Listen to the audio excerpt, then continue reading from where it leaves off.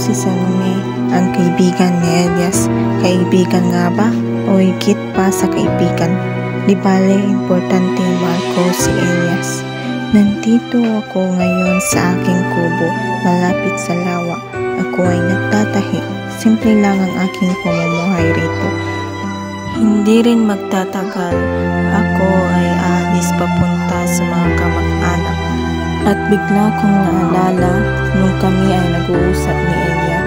Paalam, Salome, halos papalubog na ang araw at tulad ng iyong sinabi, di marapat sabihin ng mga tao na dito ako inabot ng magdamag. Subalit ikaw ay lumuluha, huwag mong ikaila sa pamamagitan ng iyong ngiti, ikaw ay lumuluha. Ginugol ko ang araw at gabi, Elias, sa kakaisip ko kung kailan ka darating. Datapwat mula nang dumating ka sa buhay ko na wala ng pang-akit ang umaga't gabi. Tanging hapon lamang ang may panghahalina. Di rin nagtagal, umalis na ako. Hanggang sa muli, Elias.